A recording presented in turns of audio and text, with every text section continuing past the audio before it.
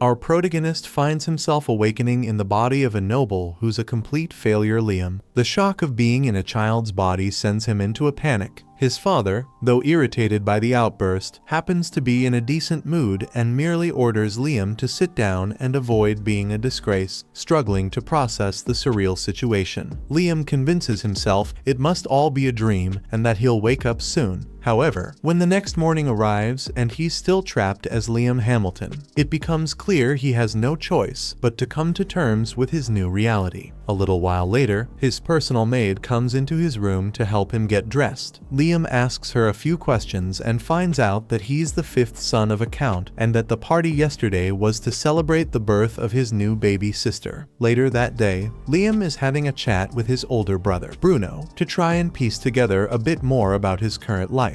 He finds out that Bruno is the fourth son of the Hamilton noble family, but they are on the verge of losing their status as nobility. Essentially, there's a rule designed to stop noble families from growing too arrogant. It dictates that every noble lineage must achieve something significant within 3 generations. If not, they lose their noble status and are downgraded to commoners. As it happens, the Hamilton family is now in its 3rd generation without any noteworthy achievements, which explains why their father and the eldest son, Abridged, are so eager to make a meaningful contribution to society to secure their place as nobles. Bruno, on the other hand, doesn't really care if he ends up becoming a commoner because he's just a chill guy who doesn't give a freak. Liam is surprised by how nonchalant Bruno is about the whole situation, but to be honest, he doesn't really care either. He literally got here yesterday, so he doesn't know what to do with his life in the first place. When their tutor announces the start of magic lessons, the instant Liam hears the word magic, Liam excitedly asks if he'll learn to use magic. Surprised by his enthusiasm,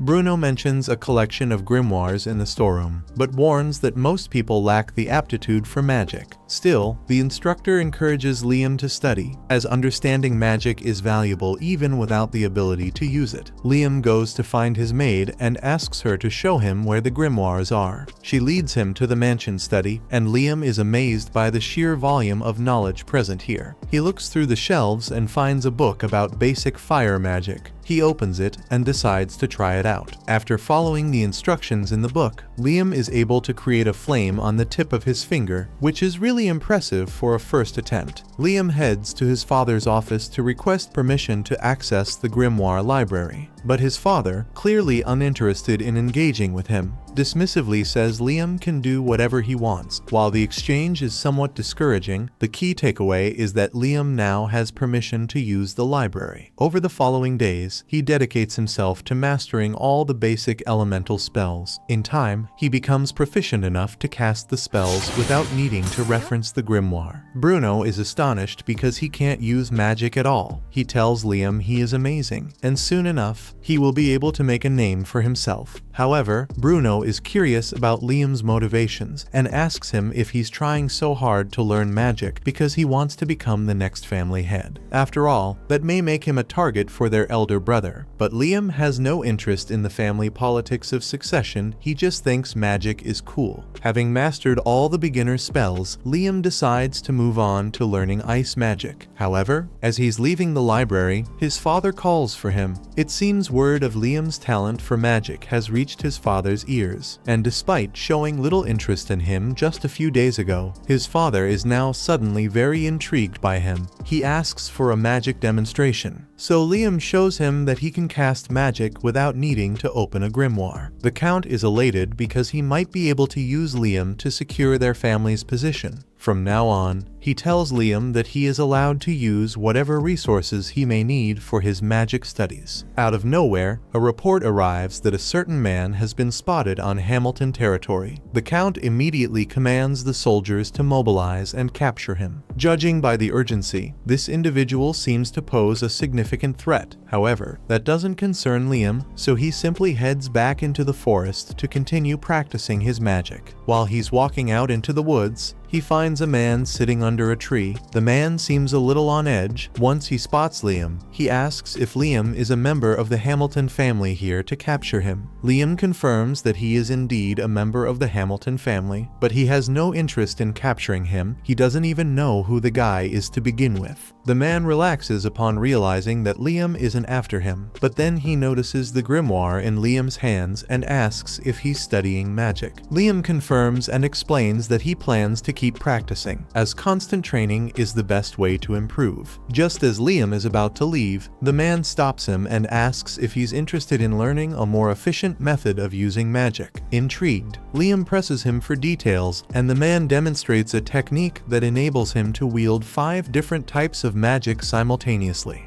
Liam is deeply impressed, so the man offers him a quick magic lesson, which Liam eagerly accepts. The man is surprised by Liam's politeness, as nobles are typically known for their arrogance, though Liam is different, likely due to his recent reincarnation. For the first lesson, the man instructs Liam to draw 2 diagrams on the ground simultaneously. Liam follows the instructions and demonstrates a natural talent for it. The next challenge is expected to be much more difficult. The man instructs Liam to attempt casting 2 different spells simultaneously. Liam gives it a try, conjuring a flame cutter with his right hand and a fireball with his left. After visualizing the spells, he successfully casts them both at the same time on his very first attempt. The man is genuinely astonished, as it's incredibly rare for anyone to master this technique, especially on their first try. Encouraged by Liam's talent, the man urges him to push further and attempt casting 3 spells at once instead of 2. Liam gives it a try, and it seems to be working at first, but then his magic suddenly fizzles out, so Liam gets disappointed. However, the man assures him that he performed the technique properly, so the only reason the magic died out was because he doesn't have enough magic power in his body right now to sustain it. Casting multiple spells at once consumes an insane amount of magic power, so Liam just needs to learn to control his magic a little more to maintain the simulcast. For now, the man decides to give Liam a brief lesson on the nature of the technique. He asks Liam to sit down as he draws an illustration in the dirt. The drawing represents prime numbers, and the man explains that the multi-spell casting technique only works with these numbers. He admits he doesn't know why it works that way, but that's just how it is. Essentially, Liam can cast 1, 2, or 3 spells simultaneously, but attempting to cast 4 spells at once will fail, no matter what he tries. Right now, the man has a limit of 13 spells at once, which is unbelievably impressive. But honestly, he has enough magic power that he can easily go up to 16.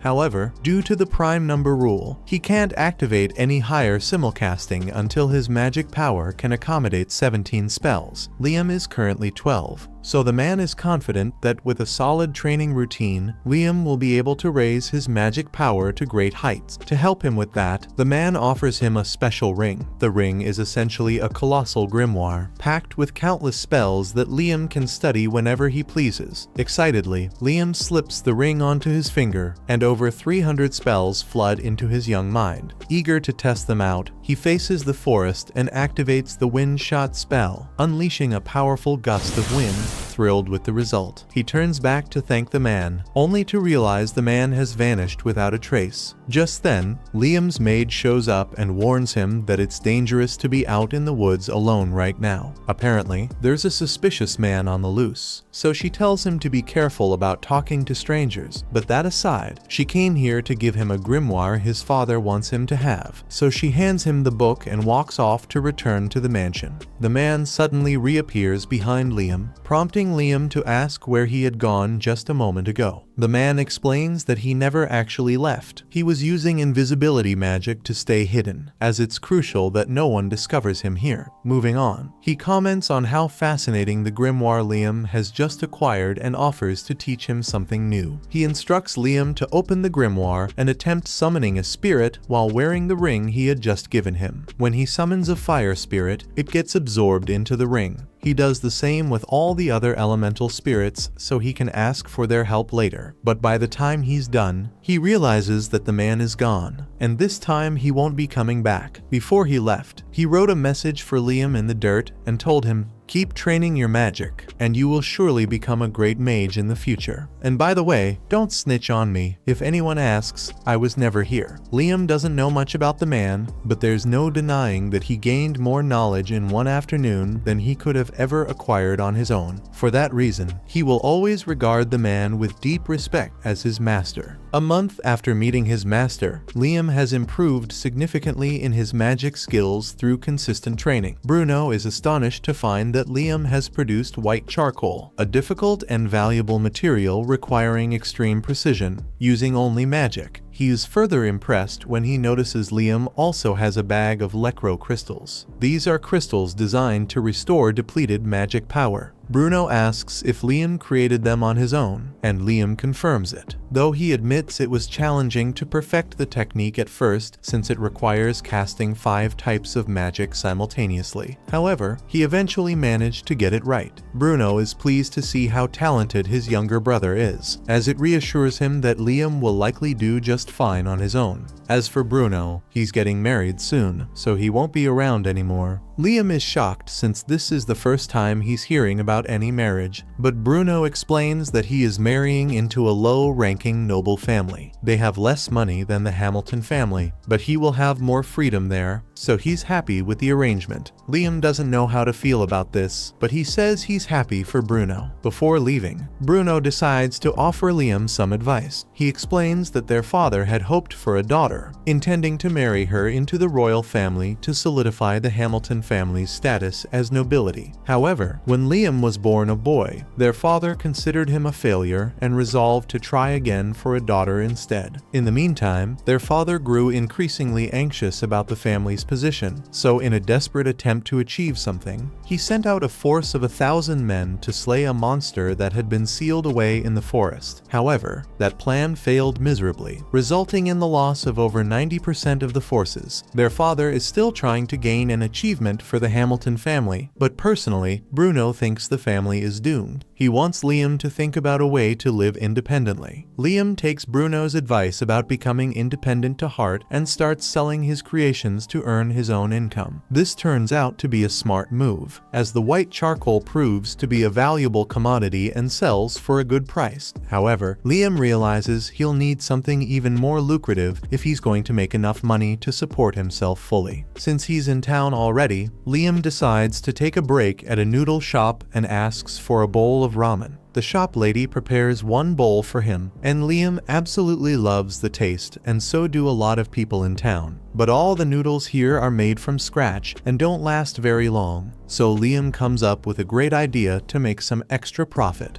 After some experimentation, Liam heads to the kitchen where his maid and the head chef are preparing dinner and asks them to try his latest creation. He places a block of noodles into a bowl and explains that all they need to do is pour hot water over it. Once they do, it transforms into a tasty bowl of noodles. Liam had used his spirits to cook and dehydrate the noodles, making them last a long time and allowing them to be prepared almost instantly. He is sure his invention will be widely loved, so he rushes to the merchant guild to sell it. But to his disappointment, the merchant tells him he can't distribute Liam's product for him since he is only the 5th son of the Hamilton family. As such, he will need written permission from his father or his eldest brother, abridged, to sell any original goods in this land. Liam doubts he'll be able to get permission without also having to surrender his profits, so he decides to give up for now and heads home. There, it's revealed that abridged was the one who instructed the merchant to reject Liam's request. Unable to tolerate the thought of his younger brother being more successful than him, abridged is determined to do whatever it takes to sabotage Liam's efforts. However, while Liam may not be aware of his brother's grudge against him, he's determined to sell his products no matter what it takes. He decides to take some drastic measures. First, he loads a bunch of his products into an item box he created with the man's ring. Afterwards, he begins casting summoning magic, but this time, instead of summoning a spirit, he intends to use it to summon himself. At first, it seems like the spell is going to function as teleportation, but instead, Liam ends up creating a perfect clone of himself and sends it to a neighboring territory. If he's not allowed to sell his products within the Hamilton region, he decides he'll simply sell them elsewhere. A few days later, Liam receives a message from his clone detailing the impressive sales it has managed to secure. At this pace, Liam is beginning to see real potential in achieving his independence.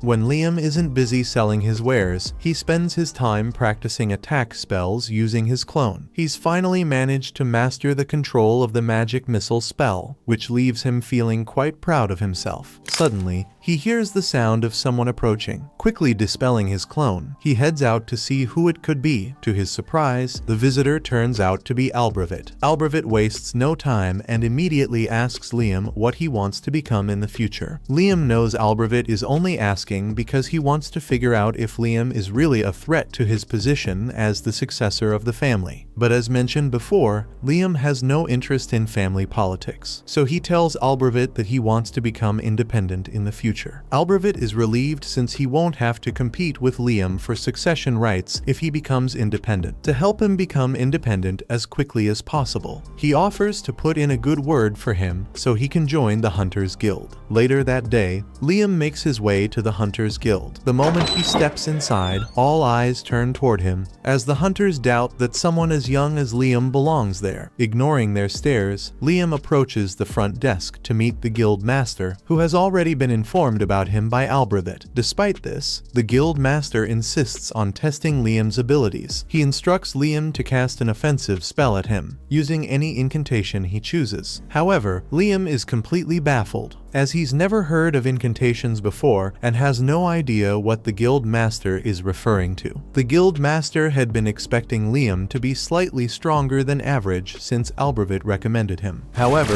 after Liam fires his spell, the guild master has a near-death experience. Luckily, Liam had the sense not to aim directly at him. After calming himself down, the guild master grants Liam B rank status. Now that Liam has an official ranking, he heads out to complete his first mission.